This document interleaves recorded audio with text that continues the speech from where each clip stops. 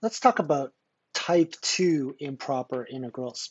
Now, earlier I had said that type 2 meant you had a discontinuity inside your region of integration AB.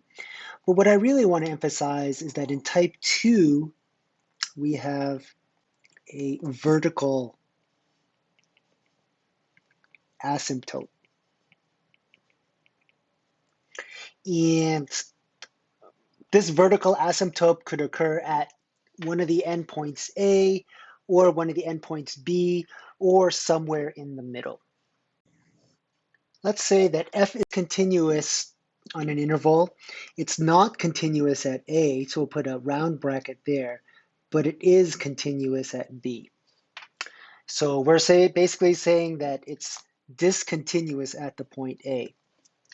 Then how do I evaluate this, this integral here to go from A to B, f of x dx? Okay. So let me draw a picture to try to capture what's going on over here. Just hold on for 1 second. Voila, we have a graph corresponding to this A situation. And what we can see here is that you have this sort of this curve f of x, but it's not continuous at the left endpoint A. In fact, there's a vertical asymptote at A, but it is continuous at B. So in some sense, we have this potentially infinite vertical area, and we want to see if that converges. So how do we check whether that converges? Well, we kind of handle it the same way we handle the type 1 integrals. We are basically going to integrate from t to b, and we're going to integrate that function f of x with respect to x. And we're going to take the limit as we move that t point closer and closer to a. And I want you to see that we're approaching a from the positive side. So we're going to put a little plus there. Okay. So this is how we're going to handle one type of type 2 integral. In the second scenario, our function f is going to be continuous at a all the way up to b, but we're not going to include b. In other words, it's discontinuous at b. And we still want to evaluate this integral going from a to b, f of x dx. So let me pause for a second to draw another picture. Hold on. Okay, we're back. Voila, a beautiful graph. So this time we could see it is continuous at A, but we have a vertical asymptote at B. So we have a potential infinite vertical area. And really what we want to see is that a finite number or is that not a finite number? So the way that we handle it is, again, with a limit.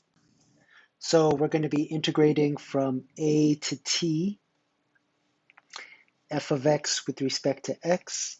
But this time we're going to take the limit as t approaches b. And because we're coming from the left side of b, we're going to come from the negative side. Okay. So I'm going to highlight those two,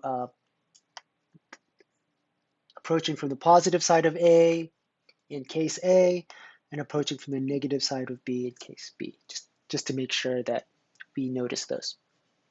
So if this limit exists, then we say our integral is convergent. And if these limits do not exist, then we say the integral is divergent. Okay.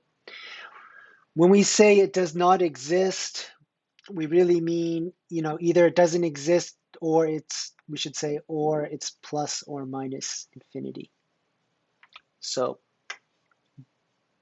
divergent means it's not a finite number. Okay.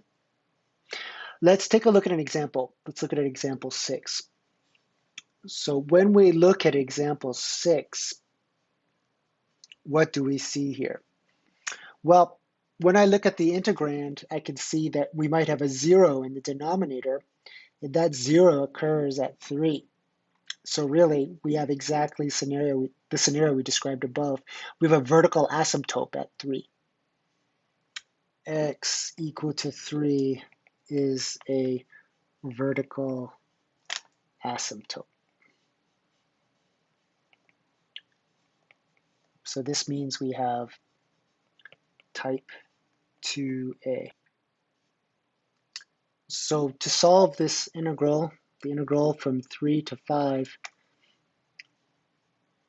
x minus 3 to the negative 1/2 dx, we're going to need to use u substitution.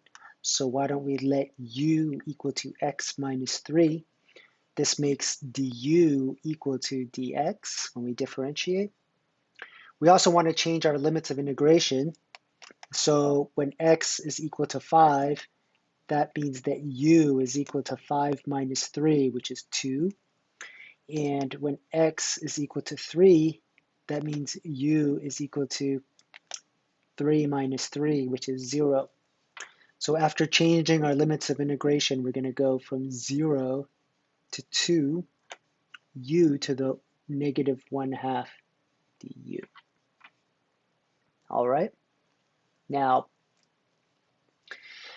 because this is an improper integral, we really need to rewrite this as the limit as t approaches 0, and we're coming from the positive side of 0.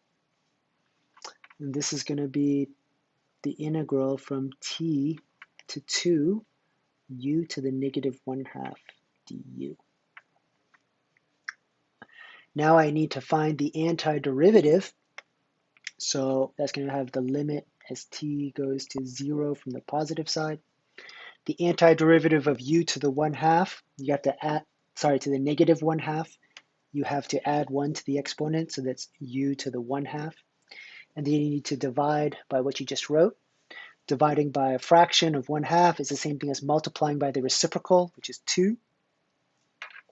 And then we need to evaluate this as we go from t to 2. Okay. So let's substitute in our values. We're going to have 2 times the square root of 2 when we substitute in the 2. And then for the second part, we're going to have minus the limit as t approaches 0 from the positive side, and we're going to have 2 times the square root of t. Now, if you look at the graph of the square root function, the graph of the square root function looks like this.